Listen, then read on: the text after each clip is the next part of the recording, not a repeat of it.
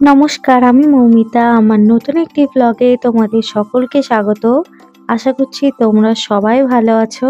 ট্রেনে করে চলেছি মহাকালী দর্শন করতে। দেখো এখানে প্রায় অনেকগুলো ফ্যামিলি যাচ্ছে। নিচে আছে আমার বাবা আর দিদি, আমরা তিনজনে মিলে বেরিয়েছি।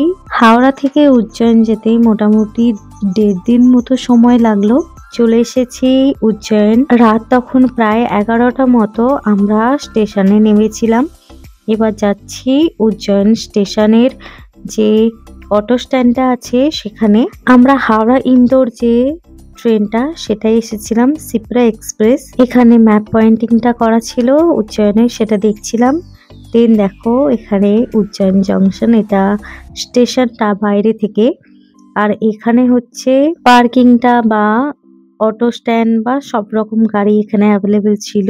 এই সামনে যাদের দেখছো এনারাও উজ্জয়ন যাচ্ছে, তো ট্রেনেই আমাদের আলাপ হয়েছিল।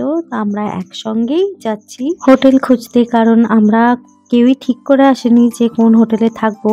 ভিন রাজ্যে বেশ ভালোই হলো, বাঙালি পেয়ে গেছি, তো ওখানে গিয়ে একসঙ্গে থাকা যাবে। মনের মধ্যে একটা আলাদাই অনুভূতি আর শান্তি কাজ করছিল। তো এখানে আমরা মোটামুটি চলে এসেছি, আর এখানে একটা হোটেল চুজ করেছি মোটামুটির মধ্যে।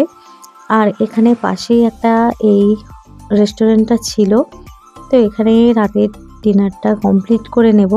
নিয়েছিলাম এখানে একটা থালি, একটা সবজি ভাত রুটি, এখানে 100 টাকার মধ্যে পাওয়া যাচ্ছিল, তো সেটাই আমরা নিয়েছি। চলো খাওয়া দাওয়া করে নিয়েছি। এই যে এই হোটেলটা আমরা ছিলাম, হোটেল মহাকাল সাগর। তো এই হোটেলটা থেকে উজ্জয়ন মহাকাল মন্দির বেশিক্ষণ না, মোটামুটি 5-10 মিনিট মতো। আমরা এখানে 2 দিন থাকবো, আর আমরা যা যা দর্শন করব সেটা তোমাদের সবার সঙ্গে শেয়ার করব। তো ভিডিওটা আজ এখানেই শেষ করছি, দেখা হবে নেক্সট ভিডিওতে। ততক্ষণ বাই বাই।